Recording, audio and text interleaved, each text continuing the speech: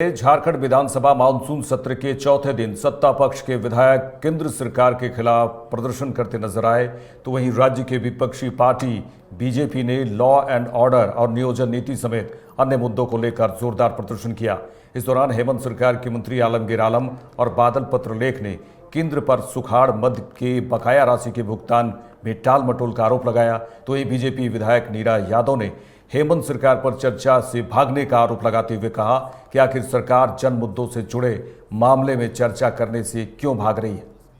जैसे कि आप सब जानते हैं, झारखंड राज्य जो है सुखाड़ की ओर बढ़ रहा है और 2021-22 में भी हम लोग ने देखे हैं कि झारखंड सूखाग्रस्त इलाका डिक्लेयर किया गया था। हम लोगों ने आकलन करके और दिल्ली का सेंट्रल टीम आए और 9,100 करोड़ का हम लोगों ने जो है आपदा से देने के लिए भारत सरकार को भेजे थे। कल जो है उनका अपना भारत सरकार का जो बयान है, उन लोगों ने कहा है कि हम सिर्फ 502 करोड़ रुपया ही हम दे पाएंगे।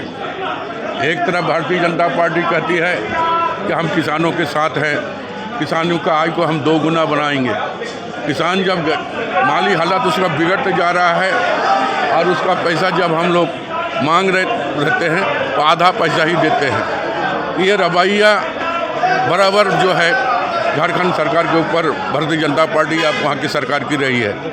इसीलिए हम आपके माध्यम से केंद्र सरकार को आग्रह करना चाहते हैं, निवेदन करना चाहते हैं, हमारा जो सुखाड़ का जो राशि अप्राप्त है अभी बाकी, वो पैसा हमें भेजिए।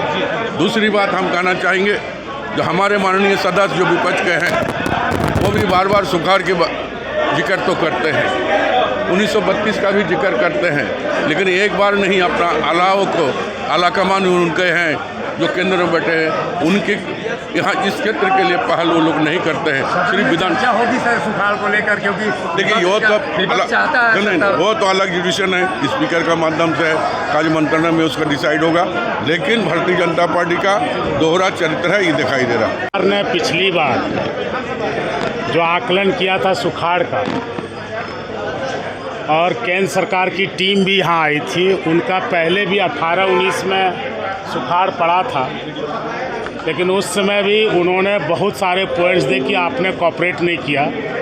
हालांकि यहाँ के तत्कालीन सेक्रेटरी ने सारी बातों को जायज़ ठहराते हुए राष्ट्रीय आपदा मोचन निधि से यहाँ के किसानों को राहत देने की मांग की थी।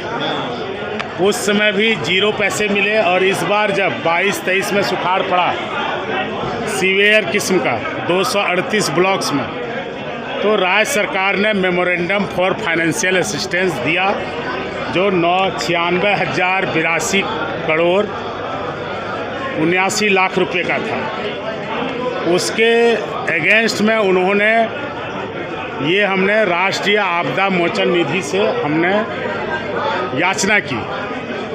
उसके अगेंस्ट में उन्होंने कहा कि राज्य आपदा मोचन निधि जिसका फंड राज्य के पास है, आप उससे 502 करोड़ 52 लाख रुपए तक खर्च कर सकते हैं।